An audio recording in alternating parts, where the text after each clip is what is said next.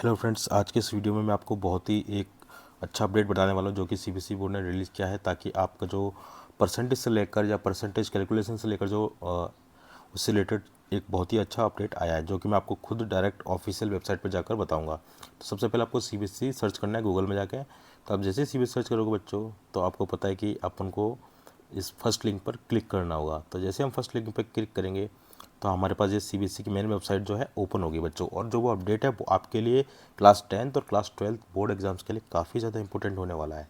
ठीक है, देखिए देन उसके बाद आप क्या करेंगे, जैसे हम मेन वेबसाइट पर क्लिक करेंगे तो देखिए यहाँ पर हम मेन वेबसाइट पर आ चुके हैं। और देखो यही है, देखो आज का देखो लेटेस्ट जो ऊपर लिखा ना, calculation of percentage of class 10th and 12th। ठीक है, जैसे बच्चों आप इस पर क्लिक करोगे तो देखिए एक पीडीएफ ओपन हो जाएगा। अब देखो इस नोटिस में ये जो इन्होंने नया अपडेट निकाला है, इसके अंदर ये क्या कहना चाह रहे हैं वो मैं आपको बिल्कुल हिंदी में आपको अच्छे से समझाऊंगा, है ना। तो प्लीज़ वीडियो को पूरा एंड तक देखना, आपको एक एक चीज़ स्टेप मैं आपको समझाता हूँ। देखिए ये बोल रहे हैं CBSE receiving request from various person to intimate the criteria of calculating the percentage of the student in the board examinations. ठीक है, in this regarding the it is informed that subject section 40.1 third chapter 7 of the examination by the law stipulated that। ठीक है, देखो इसका कहने का मतलब ये है कि जैसे भी आप अभी तक जितने भी आप जैसे बोर्ड एग्जाम्स देते हो, क्लास 10th के अंदर हो या फिर क्लास 12th के अंदर हो, तो देखिए आपको सीबीएसई ये कहना चाह रहा है कि आपको जैसे पर्सन क्या चाहता है कि उसको डायरेक्ट परसेंटेज आए, है ना। जैसे आपके पता है आपको ग्रेडिंग सिस्टम है ना।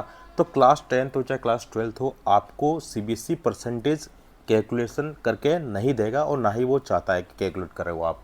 ठीक है, ये आप अपने मन से कर सकते हो, लेकिन मार्कशीट के अंदर बच्चों जो आपको जो मार्कशीट मिलेगी उसके अंदर परसेंटेज आपको कैलकुलेटेड नहीं मिलेगी, है ना। तो इस चीज़ का जो डाउट है वो आपको क्लियर कर दिया। तो मतलब कि आपकी जो परसेंटेज है, जो भी आपके मार्क्स होंगे सीट के अंदर, बस आप उनसे आप कैलकुलेट कर लेना, लेकिन आपको परसेंटेज में नहीं मिलेंगे। ठीक है, दूसरे इन्होंने क्या बोला है, also if the candidate has offered more than 5 subject, the decision to determine the best 5 subjects may be taken by the admitting institution और एम्प्लॉयर।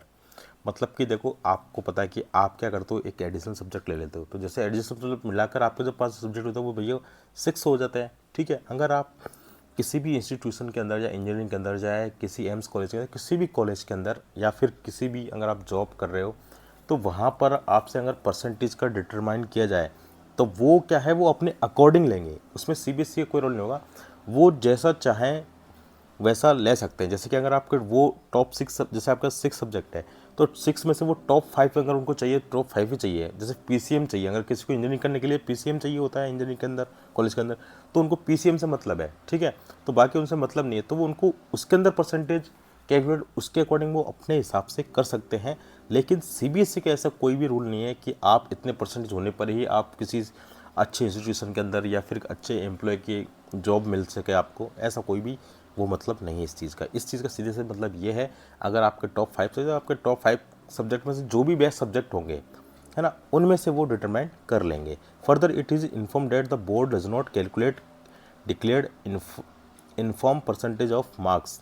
ठीक है, और खुद ये बोल रहे हैं कि बोर्ड जबकि ये चीज़ नहीं करता है, ठीक है, आपकी परसेंटेज कैलकुलेट नहीं करके देगा। जब आपके मार्क्स डिक्लेयर्ड होंगे आपको परसेंटेज कैलकुलेट करके नहीं देगा, वो आपको खुद ही करनी है। जैसे वो बोलते हैं कि पीसीएम के अंदर आपकी 70 चाहिए या 65 चाहिए, जो भी उनकी जो रिक्वायरमेंट होगी उसके अकॉर्डिंग वो आपको कैलकुलेट खुद से कैलकुलेट करनी है और देनी है। लेकिन आपको मार्कशीट के अंदर कहीं पर भी चीज़ नहीं मिलेगी बच्चों। ठीक है, if the percentage of marks required for higher education or in employment, the calculation if any may be done by the admitting institution और एम्प्लॉयर। ठीक है, ये सारी जो चीज़ें हैं बच्चों, ये सारे डन किसके द्वारा हो जाएगा, या तो कोई एम्प्लॉय हो या फिर कोई इंस्टीट्यूशन हो, या तो कोई एम्प्लॉयर बोल रहा हूँ मैं। एम्प्लॉय और एम्प्लॉयर में अंतर होता है। एम्प्लॉयर वो होता है जो आपको जॉब दे रहा है, जैसे कोई कंपनी क्या है आपकी, एम्प्लॉयर होगी। तो ठीक है, वो उनको जो रिकमेंड होगी वो उसके अकॉर्डिंग आपके मार्क्स ले लेंगे। ठीक है, सीधी बात ये है इसमें कहने का मतलब सीबीएसई बोर्ड का, कि वो आपको परसेंटेज कैलकुलेट करके नहीं देंगे। ठीक है, आपको जैसे ज़रूरत है, जिस भी इंस्टीट्यूशन को जो ज़रूरत है या जिस भी एम्प्लॉयर को जो ज़रूरत है, वो उसको अकॉर्डिंग ही वो अपना ले लेंगे। या फिर जब किसी स्कूल के अंदर से होता है ना, क्लास 10th के अंदर आपकी कितनी परसेंटेज, तो आपको साइंस के अंदर एडमिशन मिलेगा या नहीं मिलेगा, है ना। तो वो परसेंटेज कैलकुलेट आपको खुद से करनी होगी, बाकी ये तो आपको वैसे ही देंगे, ठीक है, जो आपकी ग्रेडिंग सिस्टम चलता है। तो ये जो अपडेट था बच्चों मैंने आपको बता दिया, तो प्लीज़ चैनल को सब्सक्राइब कर लेना। क्लास 10th मैथ्स की क्लासेस अभी यहाँ पर चल रही हैं, ठीक है। तो इस तरह के अपडेट पाने के लिए प्लीज़ चैनल को सब्सक्राइब जरूर कर लीजिए और अपने फ्रेंड्स के साथ शेयर कर दीजिए। फिर मिलते हैं नेक्स्ट वीडियो में। अपना ध्यान रखिए, take care and all the best.